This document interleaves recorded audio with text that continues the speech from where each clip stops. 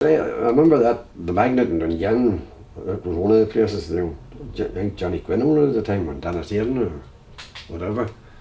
And Leo Weir, John Mitchell, right, I was Dungan, like they played around there, but then Leo Weir played all over the place. Leo sang with the Grafton Showband, you mind, for years. But where it all changed there, Brian, I don't know, sir. Then our troubles and all started too, like, don't forget. You know, that was been, that 69, like, but prior to that, there, everything was going A1. Yeah, what happened all over Ireland, Finbar? It wasn't just no, that area, I used to say. You know, what happened in Cullein is mirrored in Naas, it's mirrored in Tullamore, you know, Yeah. in Buncrana, it's the same thing. Well, to me, I just blaming one man here, TJ Bourne, that's the boy I'd blame. You know what I mean?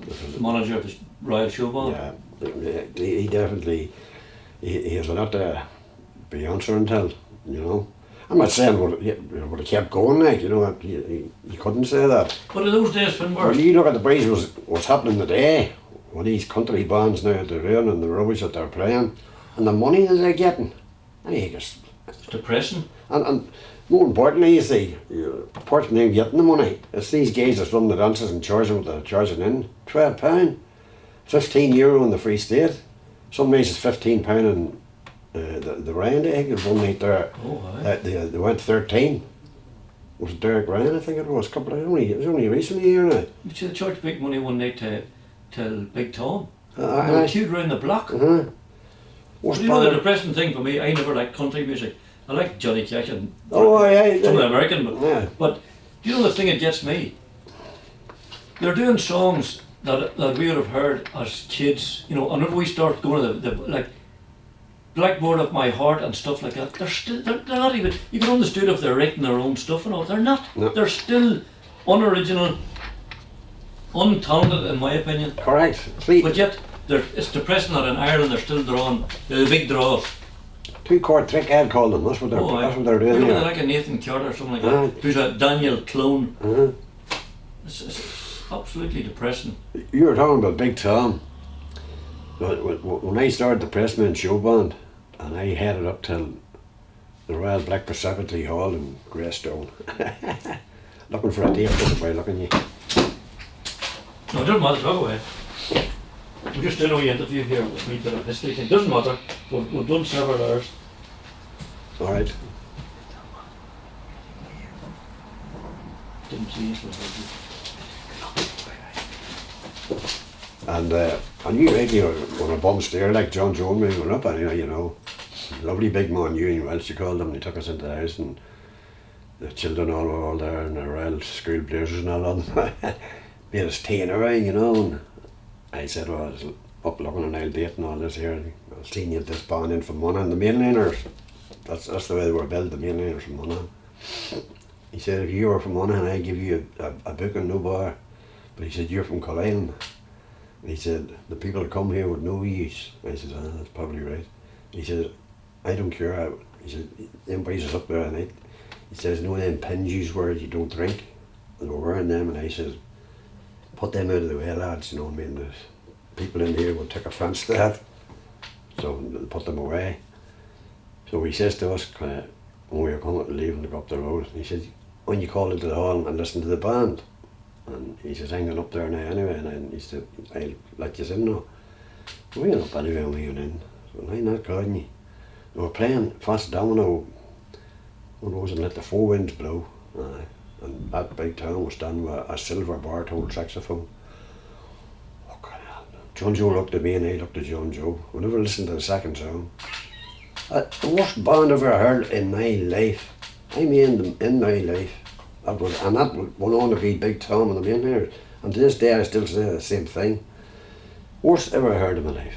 But they got away with it. And P.G. McQuaid and Fa McCall of the May, they were instrumental in getting Gentleman to where it got, and that's where they come from. That's how it all happened for them. Radio Caroline. And Fa McCall was home from the May, and maybe you call that kind of thing, leave or whatever. He was in around London or somewhere, but he had contacts like, and between him and PG and the Mainliners played in the commercial one Monday night. And we're talking there about getting people out. There was a crowd out that night. Not many, like, but you know, we had been a couple of hundred anyway at her. But I tell you, rubbish band. But is that old record going at that time, Gentle Mother, and then whap. Just now it's history. And still, as you say, if you brought him to, I'd never bring him down, that's for definite, I'd never book him. But if he was to hit the island like be a packer, and then again, see, they take the door now. They're worse than the Royal Show Band. There's a boy runs after them, and he books the whatever you could say, the Randale, and the boy that runs the Randale presently, Jimmy Johnson, he's excommunicated at that night. He's not allowed to take part that night. They run the dance and take the money. Whatever's at the door, that's theirs. There's your red light on now. Right, give us a wee bit of background to the garage became The parochial the centre. parochial centre. Give us a wee bit of background into that and the opening of it and all. Well, as I say, in around '64, he said that the parish committee moved in anyway, and Ron Sapper and Nathan and all that down. So just stayed looking like the garage was when the Silver Band had it. And then I transformed the place whenever Ken McGarvey gave us the go ahead. We decided we'd do her up and paint her and so on, all free of charge. And I tell you, the Earl sisters came in and they done their wee bit of curtains and all that there and made the place very presentable, and Coca-Cola and Johnny Fox, that painter guy, helped us out. And we got the place all done up, and Butchmere and the Capital Show Band opened her up. And it went on from there with all the big, the Hilton, the Epic, Johnny Flynn, you name it, we had them, the Cadets. They all played there, and then we were on the carnivals. And we put the marquee at the side of the parochial, and so on. And on one night, when you hear the bill we had on one night, Emmett Spaceland, right? Johnny McAvoy, Brian Call and the Platter Men, all in the one night, on a Tuesday night, the closing of the carnival. And we were picking the carnival queen, and who picked the carnival queen? Johnny McAvoy. Who won the carnival queen? The caretaker's daughter, Shimmy Bradbury, Patricia. Sweet. A good looking girl, no two ways about it. And the prize was 2 weeks in Spain for two. And she married Jim McGrath anyway, but that was the boyfriend then, and him and her were off to Spain for 2 weeks. And that was all booked too, Sullivan Travel.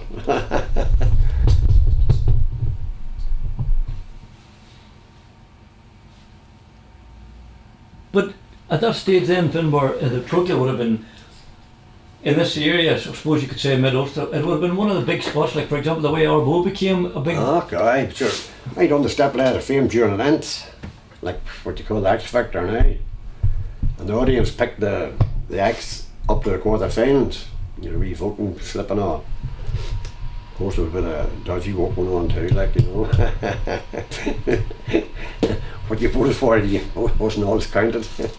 But we had a good old run at that, and on the final night of that, on row in the Twilights, Party Jackson, the Detroits, who else had it? Jared Hughes, your neighbour. They were all in the final, and the Smoky Mountain Ramblers, and they'll be coming out now again shortly to do a wee tour around Ireland for about a month. George Kay, he's a Canadian, and they came.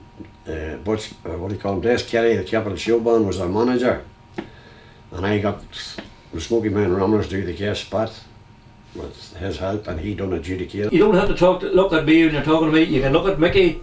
You can look into the middle distance, whatever you're comfortable with. You know, this is not a fucking television studio. It's just a casual chat.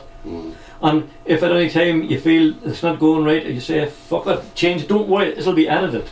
Right. And any fucks that you do say, we'll keep them in. Jimmy Neal was fucking like a trooper. I don't want to be sounding like Ray Keane here. I'm after reading a paragraph or two in the paper the day again, and he's actually the day again called him the Mafia. He's a fucking wanker on cunt. The way in the mirror there after his book came out, and we were talking about how committed a player he was. He summed it all up. He said, "You've got it right there, lads, but he should be committed to a bum." You know, should be locked away. Fucking head of ball. We'd gone ahead there, yes, us were flying.